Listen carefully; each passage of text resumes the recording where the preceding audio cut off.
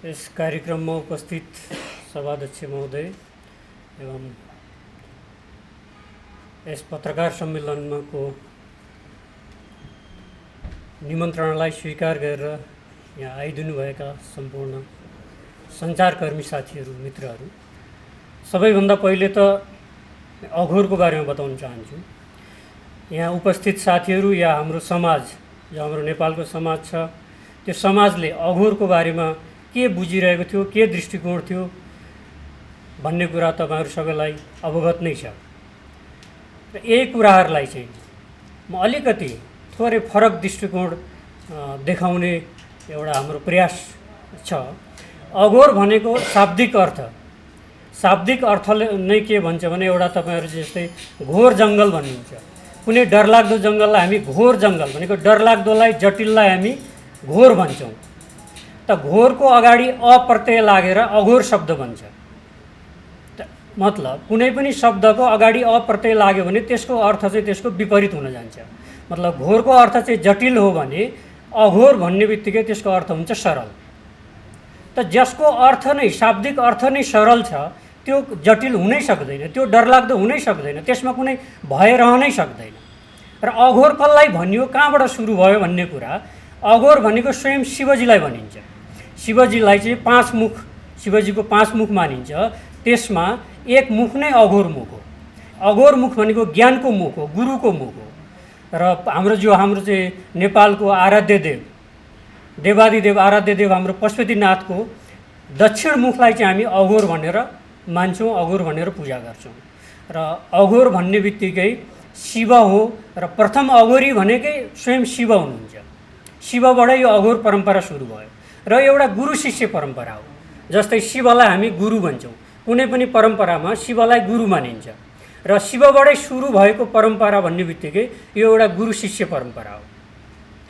र शिवलाई, अर्को कुरा, शिवलाई कल्याण शब्दले सम्बोधित गरिन्छ। त अघोर पनि कल्याणसँग सम्बन्धित छ।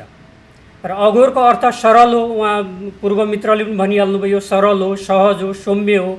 र तपाईँ हामी सबैको परम्परा हो। जन्म अघोर, मृत्यु अघोर। जति पनि जटिलता छ, जति पनि असहजता छ, त्यो भनेको चाहिँ हाम्रो बीचको जो हाम्रो जीवन छ त्यो नै जटिल हो। एउटा बच्चा जन्मिन्छ, ऊ अघोर हुन्छ। उसमा काम, क्रोध, लोभ, मोह, ठुलो सानो, भेदभाव, घृणा, एउटा बच्चामा केही हुन्छ त? केही पनि हुँदैन।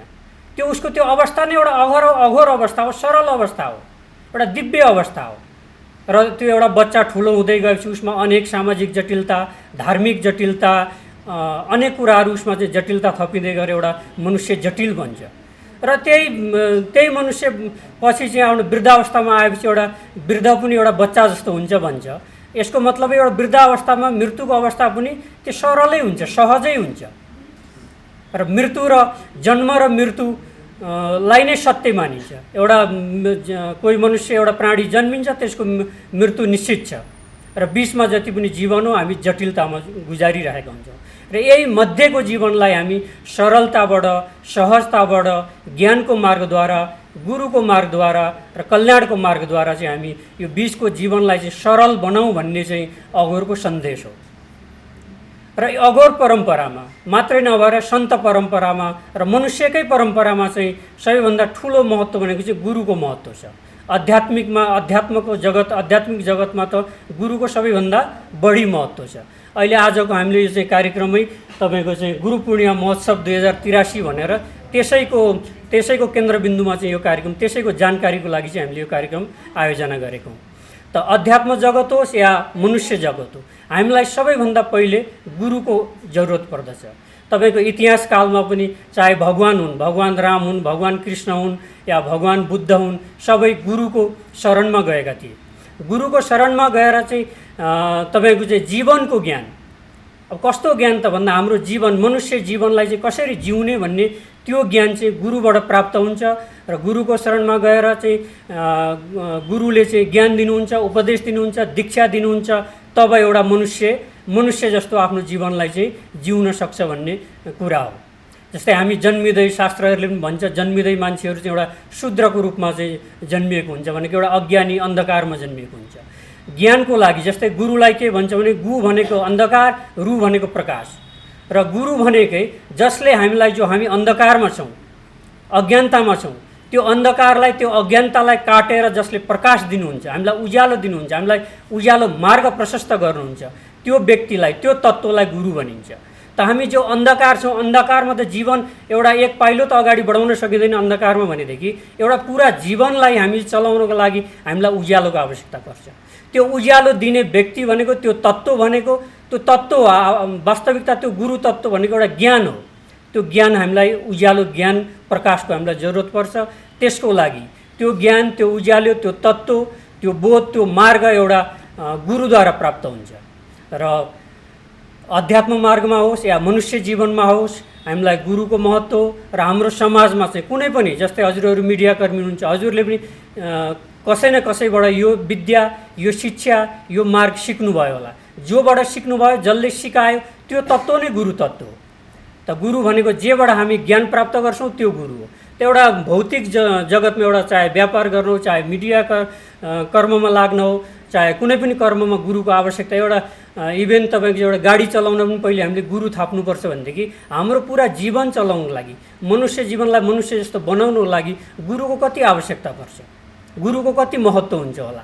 र यो गुरु पूर्णिमा महोत्सव पनि त्यही गुरुको महत्त्वको लागि हरेक हाम्रो चाहिँ यो आर्य सनातन परम्परामा चाहिँ गुरुको उच्च स्थान हुन्छ।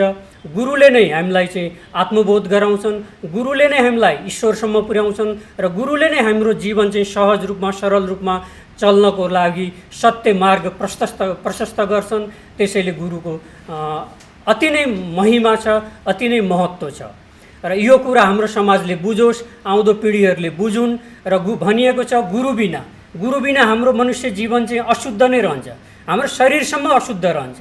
तपाईँहरूले सुन्नु भएको छ कि छैन, एउटा भनाइ छ देवर्षि नारदको बारेमा त तपाईँहरूले सुन्नुभयो होला।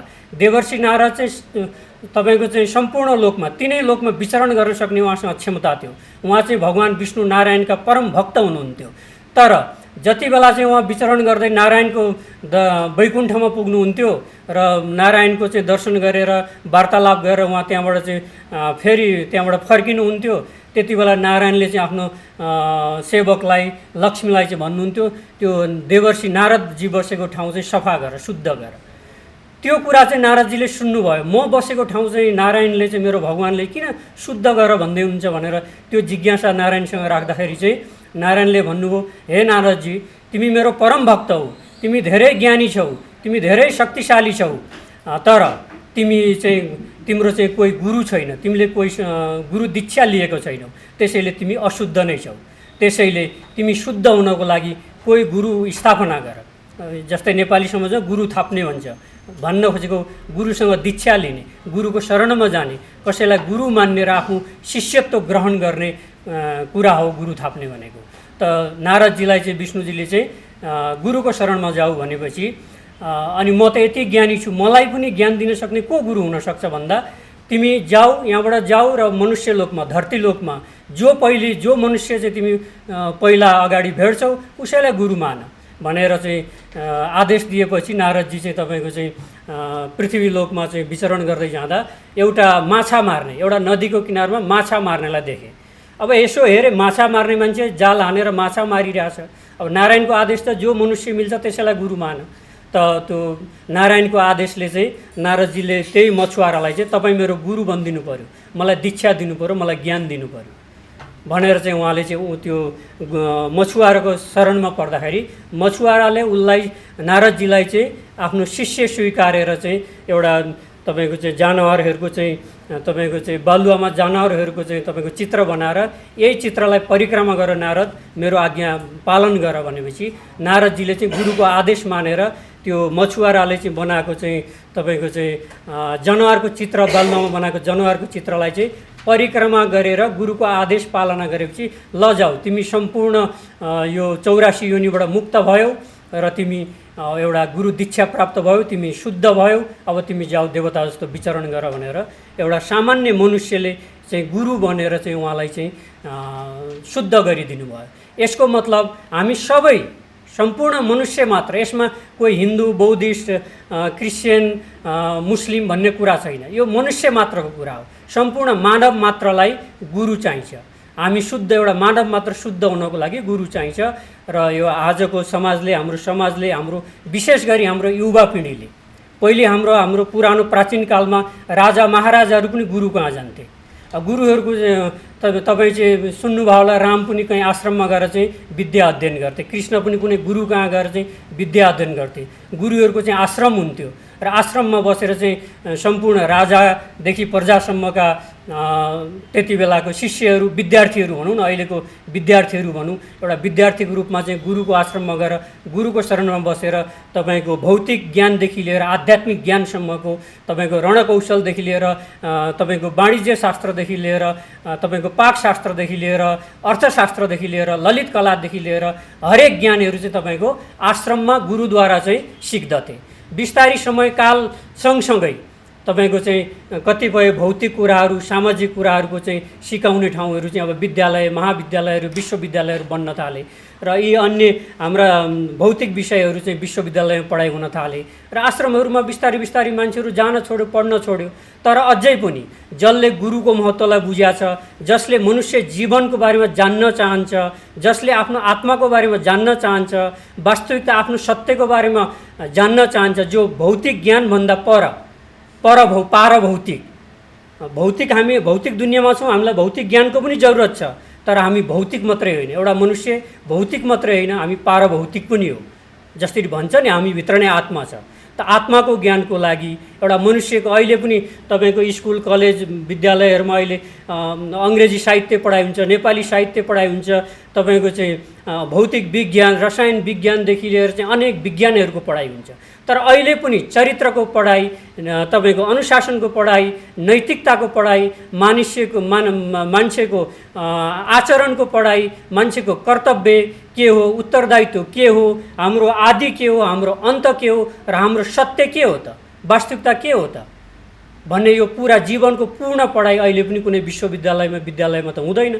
त्यसको लागि अहिलेको मनुष्यहरू पनि वर्तमान आधुनिक, हामी जो आधुनिक समयमा छौँ, आधुनिक मनुष्यले पनि आश्रमकै गुरुकै शरणमा जानुपर्ने देखिन्छ। र जसले यो महत्त्व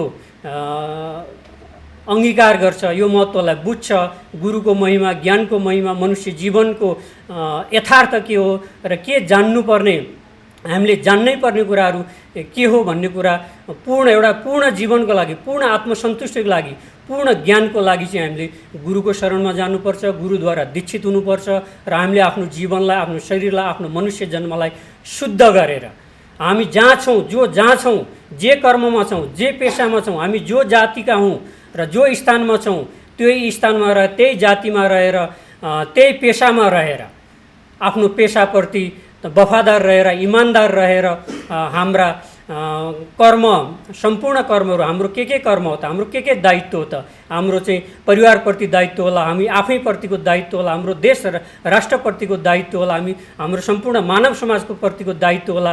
यी कुराहरूलाई बुझेर तपाईँको चाहिँ आफ्नो आत्मोत्थानमा, आफ्नो आत्म उद्धारमा, आफ्नो आत्माको चाहिँ विकासमा र लागेर चाहिँ अगाडि बढ्नको लागि चाहिँ गुरुको महत्त्व बुझुन्। आउँदो पिँढीले, अहिलेको वर्तमान युवा पिँढीले र भावी पिँढीले यो कुरा बुझोस् भनेर चाहिँ भन्न हामी चाहन्छौँ।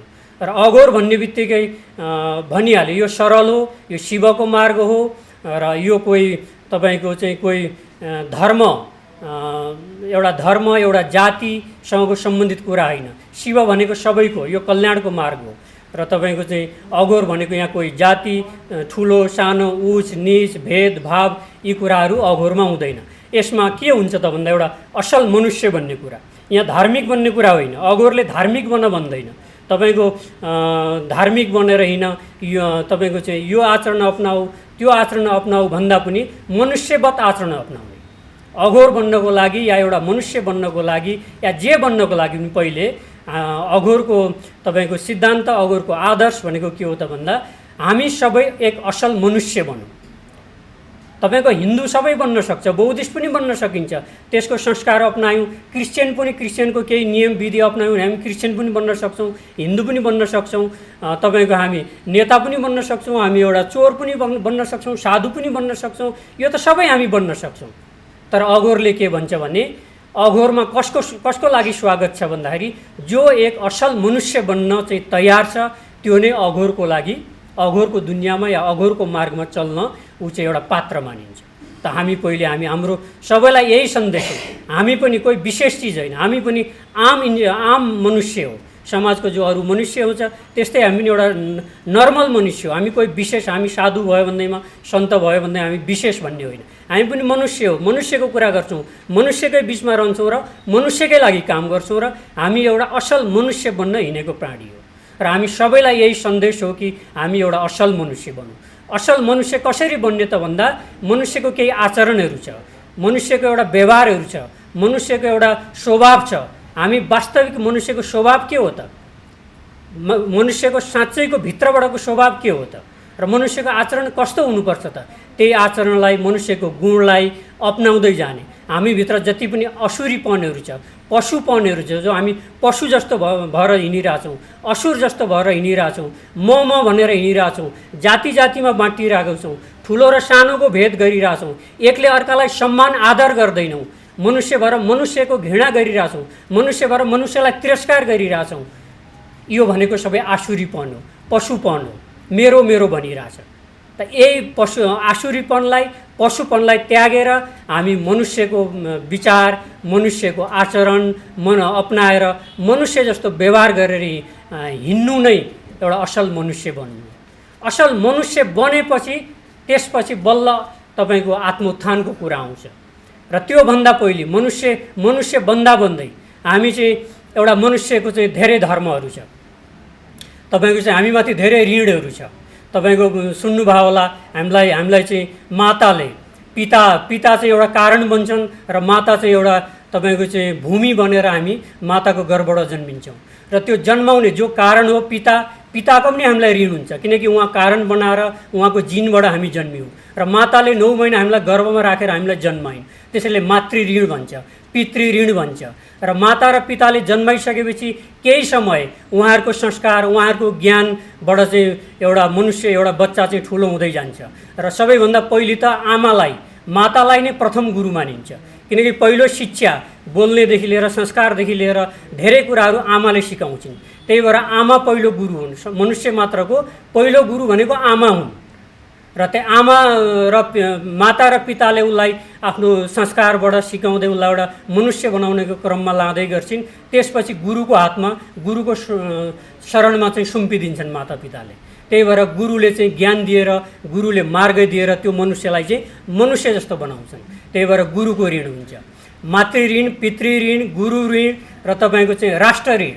राष्ट्र ऋण भनेको चाहिँ हामी यो कुनै पनि देशमा हरेक देशको नागरिकले त्यो देशको चाहिँ नागरिकता लिएको हुन्छ, त्यसको सेवा सुविधा लिएको हुन्छ। म यो फलानु देशको नागरिक हुँ भन्ने गर्व गौरवमा ऊ हिँडेको हुन्छ। त्यो देशको हावा, त्यो देशको अन्न जल ग्रहण गरेको हुन्छ। त्यसैले हामी सबैमा राष्ट्रप्रति पनि ठुलो ऋण हुन्छ। र त्यसैले एउटा मनुष्यले तपाईँको चाहिँ आत्मोत्थानको बाटोमा लाग्दै गर्दा हामीले चाहिँ यी ऋणहरूबाट हाम्रो माताप्रतिको ऋण, पिताप्रतिको ऋण, गुरुप्रतिको ऋण र तपाईँको चाहिँ राष्ट्रप्रतिको ऋणहरू चाहिँ चुक्ता गर्नुपर्ने हुन्छ। माता पिताको ऋण कसरी चुक्ता गर्ने भन्दा हाम्रो तपाईँको चाहिँ हाम्रो परिवार, हाम्रो कुल वंश, कुल परम्पराप्रति चाहिँ यो कुलको, यो परिवारको फलानाको छोरो चाहिँ तपाईँको कति नैतिकवान छ, कति चरित्रवान छ र आफ्नो देशप्रति, राष्ट्रप्रति, तपाईँ परम्पराप्रति, कति मनुष्यताप्रति उसको योगदान कति छ भनेर चाहिँ तपाईँको चाहिँ हामी एउटा असल मनुष्य बनेर चाहिँ उनीहरूप्रति पनि उनीहरूको सेवा गरेर तपाईँको चाहिँ उनीहरूको ऋण पुरा गर्छौँ भने गुरुको ऋण चाहिँ गुरुले दिएको मार्गदर्शन, गुरुको दर्शन, गुरुले देखाएको मार्गमा हामी चलेर एउटा नैतिकवान, चरित्रवान र एउटा सज्जन, एउटा चाहिँ तपाईँको एउटा शुद्ध मनुष्य बनेर, एउटा शुद्ध आचरणमा रहेर, शुद्ध व्यवहारमा रहेर, मनुष्य जस्तो बनेर गुरुले दिएको विचार आचरणमा रहेर चाहिँ हामीले गुरुप्रतिको ऋण चुक्ता गर्न सक्छौँ भनेदेखि त्यस्तै राष्ट्रप्रति हामी सबैको दायित्व छ। राष्ट्र सिर्फ सरकारको, राष्ट्र सिर्फ नेताहरूको मात्रै दायित्व होइन, उनीहरूको पनि दायित्व हो। उनीहरूको मूल दायित्व होला, जो म सरकार देश चलाउँछु, जनताको लागि काम गर्छु भन्नेहरूको मूल दायित्व होला। तर हामी सबै जो जे पेसामा छौँ, साधुको तर्फबाट साधु, म एउटा साधु मात्रै नभएर म यो देशको नागरिक पनि हुँ भनेदेखि मेरो पनि राष्ट्रप्रति दायित्व छ। हजुरहरू मिडियाकर्मी हो भने हजुरहरू पनि नागरिक पनि हो, सिर्फ मिडियाकर्मी होइन। हजुरहरू चाहिँ मिडिया कर्म गरेर चाहिँ त्यसको चाहिँ मिडिया कर्मको मार्फतबाट देशको लागि के गर्दै हुनुहुन्छ हजुरहरूले जान्नुपर्छ। हजुरहरू यो नागरिकको हिसाबले देशप्रति चाहिँ कति उत्तरदायित्व हुन्छ। राष्ट्रको ऋण तपाईँहरू चुक्ता गर्नुभएकै छ कि छैन? मैले चुक्ता गरेको छु कि छैन? अर्कोले के अघोर परम्परामा, अघोर सिद्धान्तमा के भन्छ भने अर्कोले के गर्यो छ कि छैन, अर्कोले के गरिरहेछ त्यो हेर्ने होइन। अर्कोको निन्दा, अर्कोको शिकायत, विरोध मात्रै गरेर आफ्नो उत्तरदायित्वबाट हामी मुक्ति पाउँदैनौँ। हामी अर्कोको विरोध गर्नु, अर्कोको निन्दा गर्नुभन्दा पनि म स्वयंले मेरो उद्धारको लागि, मेरो उत्थानको लागि म के कर्म गर्दैछु, के विचारमा चल्दैछु, म कुन चरित्रमा चल्दैछु, म कुन आचरणमा चल्दैछु, सबैभन्दा पहिले आफूलाई हेर्ने र म मेरो परिवारप्रति मेरो उत्तरदायित्व पुरा गरिरहेको छु कि छैन, मेरो आफ्नो राष्ट्रप्रति मैले गर्नुपर्ने उत्तरदायित्व पुरा गरिरहेको छु कि छैन, यो महत्त्वपूर्ण कुरा हो। त्यही भएर हामी सबै सम्पूर्ण समाजका, हाम्रो देशका, समाजका, राष्ट्रका तपाईँको चाहिँ धर्ममा चाहिँ हाम्रो अघोर सिद्धान्तमा के भन्छ, अघोर मार्गमा के भन्छ भने राष्ट्र नै सबैभन्दा ठुलो धर्म हो।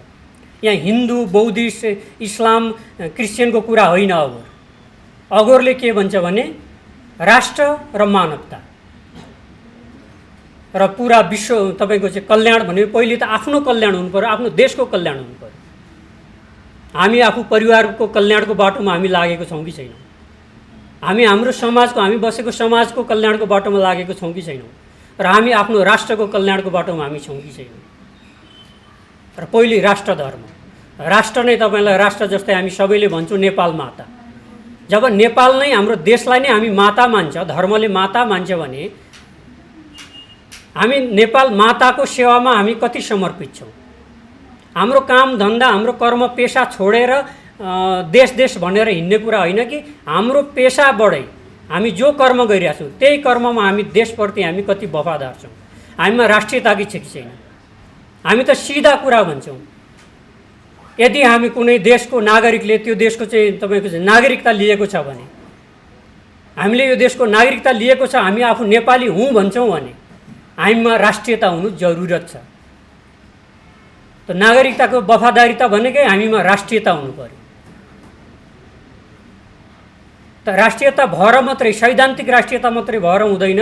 हामी आफ्नो ठाउँबाट राष्ट्रप्रति हामी के गरिरहेका छौँ?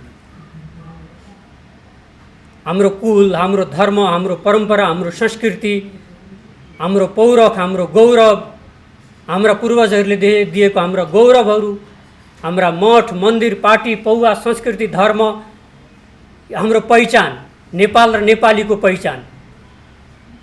आजको युवा पिँढीको जरुरत छ हाम्रो पहिचानलाई जीवित राखोस्, संरक्षण गरोस्, खोजी गरोस्। हाम्रो देशमा हाम्रा पूर्वजहरूसँग, गुरुहरूसँग अनेक ज्ञानहरू थियो, अनेक विद्याहरू थियो। आजको युवा पिँढी, आजको समाजमा त्यो शिष्यको पात्रता नहुनाले, गुरुप्रतिको खोजी नहुनाले, गुरुको महत्त्व नबुझ्नाले ती विद्याहरू लुप्त भइराखेका छन्। र आजको पिँढीले चाहिँ तपाईँको हाम्रो आफ्नो मौलिक परम्परा, संस्कृति, ज्ञान, विद्याहरूको चाहिँ तपाईँको चाहिँ अनुसन्धान गरोस्, खोजी गरोस्, त्यसको संरक्षण गरोस् र विश्व जगतमा आफ्नो नेपाल र नेपालीको चाहिँ गौरवलाई चाहिँ स्थापित गरोस्। हामी आज समाज कता गइरहेको छ? आज समाज चाहिँ तपाईँको चाहिँ आयातित विचार, आगन्तुक विचार, आफ्नो विचारलाई, आफ्नो मातृभूमिलाई नकारेर आयातित विचारमा, स्वार्थमा, आयातित विचारमा, क्षणिक आकर्षणमा, बाह्य कुराहरू, आगन्तुक कुराहरू क्षणिक रमाइलो लाग्छ, तर त्यसले हाम्रो संस्कृति, हाम्रो धर्म, हाम्रो परम्परा, हाम्रो विचार, हाम्रो मौलिकतालाई कसरी मास्दै गइराखेको छ भन्ने कुरो बुझिरहेको छैन आजको पिँढीले। यसको भोलि प्रभाव डरलाग्दो हुनेवाला छ। हाम्रो पहिचान मेटिनेवाला छ, हाम्रो देशको गौरव मेटिनेवाला छ, हाम्रो धर्म संस्कृति मेटिनेवाला छ। तपाईँहरूलाई लाग्यो होला अघोरी बाबा आएर अघोरको कुरा गर्ला, चमत्कारको कुरा गर्ला, जादु टोनाको कुरा गर्ला, शक्ति साधनाको कुरा गर्ला, तर बिल्कुल मैले विपरीत कुरा गर्दैछु, मैले राष्ट्रको कुरा गर्दैछु, मैले धर्मको कुरा गर्दैछु, हाम्रो संस्कृति परम्पराको कुरा गर्दैछु। आयातित विचार तपाईँको आगन्तुक विचारबाट आजको युवाहरू कसरी चाहिँ तपाईँको चाहिँ भ्रमित भइरहेको छ, आकर्षित भइरहेको छ। यो भोलि देशको लागि, परिवारको लागि, हाम्रो समाजको लागि र हामी स्वयंको लागि घातक छ भन्ने कुरा एउटा तपाईँको चाहिँ सचेतनाको कुरा गर्दैछु। साधनाको धेरै पक्षहरू हुन्छन्। तपाईँहरूले अघोर भन्ने बित्तिकै शमशानमा बस्ने, मान्छेको मासु खाने, डरलाग्दो तन्त्र मन्त्र जादु टोना गर्ने बुझ्नुभयो होला। अघोर भनेको त्यो होइन। पहिले नै भनिहालेँ, शिव स्वरूप हो अघोर। अघोरकै एउटा स्वरूप, शिवकै एउटा स्वरूप अघोर हो।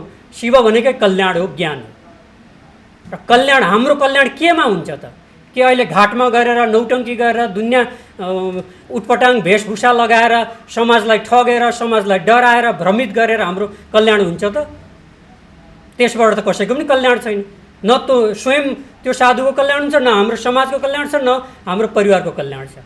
हाम्रो कल्याण केमा छ त? हाम्रो कल्याण हामी ज्ञानको मार्गमा लागौँ, गुरुको शरणमा जाउँ र हाम्रो आत्म उत्थानको बाटोमा लागौँ, हाम्रो परिवारको हितमा लागौँ, हाम्रो समाजको हितमा लागौँ, हाम्रो राष्ट्रको हितमा लागौँ। यसैमा नै हामी सबैको कल्याण छ। र सही अर्थमा यही नै साधना हो। एउटा मनुष्य, असल मनुष्य बनौँ। एउटा मनुष्य योनिमा जन्म लिएर हामी असल मनुष्य बन्ने मार्गमा लाग्यौँ भने त्योभन्दा ठुलो साधना के हुन्छ? हामी शरीर छोड्ने बेलामा, मर्ने बेलामा हामी देवता भएर मर्नु छैन, असुर भएर मर्नु छैन, ठुलो ज्ञानी भएर मर्नु छैन। त्यसमा कोही सार्थकता छैन। कोही धनी अमीर भएर मर्नुमा पनि कोही सार्थकता होइन। सार्थकता हाम्रो जीवनको, यो जन्म लिनुको सार्थकता नै हामी यो शरीर छोड्दा नछोड्दै हामी एउटा असल मनुष्य भएर मर्न सक्यौँ भने यो मनुष्य जीवनको सार्थकता छ। त हामी आफ्नो मनुष्य जीवनलाई सार्थक बनाऊँ, त्यो सार्थक बनाउने मार्गमा लागौँ। हामी त्यसका लागि हामीले आफ्नो जीवनलाई सार्थक कसरी बनाउन सक्छ, त्यो ज्ञानको लागि, त्यो मार्गको लागि, त्यो उपदेशको लागि हामी गुरुको खोजी गरौँ, गुरुको शरणमा जाउँ र गुरुपदिष्ट मार्गमा आफूलाई एउटा चरित्रवान, एउटा नैतिकवान, एउटा आदर्शवान मनुष्य बनाएर आफ्नो मनुष्य जीवनलाई सार्थक बनाऊ। यो नै अघोर परम्पराको मूल सन्देश हो। यसैका लागि यो समाजमा यही चेतनाको लागि अघोर भनेको के हो भन्नको लागि मात्रै नभएर व्यवहारमा हाम्रो कर्तव्य के हो, उत्तरदायित्व के हो, धर्म के हो, हाम्रो आचरण कस्तो हुनुपर्छ, यही कुरालाई समाजमा चाहिँ स्थापित गर्नको लागि हामी चाहिँ ठाउँ ठाउँमा चाहिँ आश्रमहरू, संस्था, श्री परमेश्वरी सेवा केन्द्रको संस्था 30 वर्ष अगाडि स्थापित भएको छ। त्यो संस्थाले चाहिँ ठाउँ ठाउँमा आश्रम बनाएर तपाईँको चाहिँ यसले आफ्नो सामाजिक उद्देश्य, धार्मिक उद्देश्य र आध्यात्मिक उद्देश्य राखेर चाहिँ हामी चाहिँ त्यो उद्देश्य पूर्तिको लागि काम गर्दैछौँ। यसै सिलसिलामा चाहिँ तपाईँले हाम्रो श्री परमेश्वरी सेवा केन्द्र तपाईँको चाहिँ चन्द्रगिरी नगरपालिका वडा नम्बर 8 ढाक्सीमा एउटा शिवशक्ति पीठ मन्दिर भन्ने एउटा मन्दिर बन्दैछ। कस्तो मन्दिर बन्दैछ भनेदेखि त्यहाँ चाहिँ तपाईँको चाहिँ हाम्रो चाहिँ माँ भगवतीको स्वरूप महाकाली, महालक्ष्मी र महासरस्वतीको विग्रह स्थापित हुँदैछ। त्यसबाट, त्यसको दर्शनबाट चाहिँ मनुष्य जगतले, मानव जगतले तपाईँको चाहिँ आशीर्वाद प्राप्त गरोस्, शक्ति प्राप्त गरोस्। शक्ति बिना केही छैन। हामी एक पाइलो चाल्न पनि शक्तिको आवश्यकता पर्दछ। कुनै मार्गमा चल्न, प्रगति गर्न, विकास गर्न, एउटा असल मनुष्य बन्न पनि शक्तिको आवश्यकता पर्दछ। त्यहाँबाट शक्तिको विग्रहबाट चाहिँ तपाईँको चाहिँ आशीर्वाद प्राप्त होस् र तपाईँको चाहिँ त्यहाँ चाहिँ जीवन्त गुरुहरूको चाहिँ विग्रह स्थापित हुँदैछ। त्यसबाट चाहिँ मनुष्य जगतले चाहिँ ज्ञान, प्रेरणा, असल मनुष्य बन्ने ज्ञान प्रेरणा प्राप्त गरोस् भनेर गुरुहरूको विग्रह स्थापित हुँदैछ। त्यही भएर हामीले जीवनमा माँ गुरुको आवश्यकता पर्छ भन्छ। माँ भनेको शक्ति र गुरु भनेको ज्ञान। हामीलाई ज्ञान चाहियो र शक्ति चाहियो।